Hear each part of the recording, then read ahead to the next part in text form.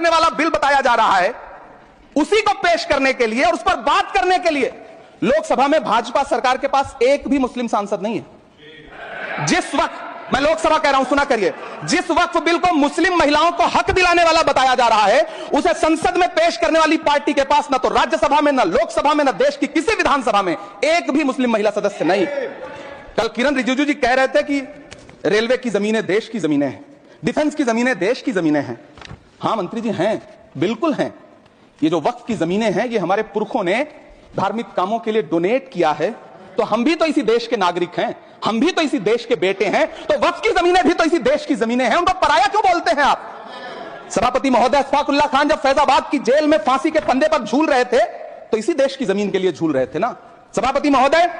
अंडमान की जेल में काला पानी की सजा काटकर अपनी जान देने वाले मौलाना फजले हक खैराबादी हो या शेर खान अफरीदी हो, वो भी तो इसी जमीन के लिए अपनी जान दे रहे थे ना। सभापति महोदय, पाकिस्तान के खिलाफ लड़ते हुए अपनी जान देने वाले महावीर चक्र विजेता ब्रिगेडियर उस्मान हो या पाकिस्तान के पैटर्न टैंक उड़ाने वाला परमवीर चक्र विजेता वीर अब्दुल हमीद हो, वो भी तो इसी जमीन के लिए अपनी जान दे रहा था ना। और मंत्री जी, मैं इस सदन में अलग ऐलान ये कहता हूं कि जब भी इस देश की जमीन को लहू की जरूरत होगी, आपसे 2 कदम आगे इमरान खड़ा मिलेगा, ये मैं आपसे यकीन दिलाते हुए कह रहा हूं। सभापति महोदय, मैं सरकार से कहना चाहता हूं, हमसे हमारी इबादत गाहें तो मत छीनिए ना, हमारे घरों पे बुलडोजर तो मत चलाइए ना, हमारी कब्रों में तो हमें सुकून से सोने दीजिए ना। सभापति महोदय,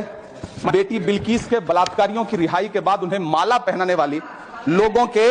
नेता ये कह रहे हैं कि यह बिल मुस्लिम महिलाओं को उनका हक दिलाएगा। धन्यवाद मोदी जी, क्या बढ़िया सौगातें मोदी दे रहे हैं आप। पहले हमें गुजराते मोदी दिया, आप सौगातें मोदी दे रहे हैं।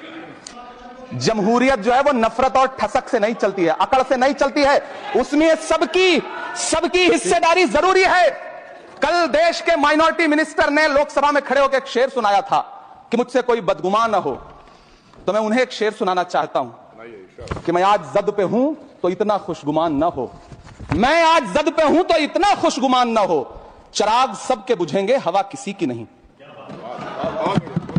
नीतीश कुमार जी हो, चंद्रबाबू नायडू जी हो, चिराग पासवान जी हो, जयंत चौधरी जी हो, देवे गौड़ा जी हो, जीतन राम मांझी जी हो, सबको समझना पड़ेगा कि जब जंगल में आग लगती है तो न वो बरगद बचते हैं जो हवा को आंधी में तब्दील करते हैं, न वो बांस बचते हैं जो आपसी रगड़ से चिंगारी पैदा करते हैं।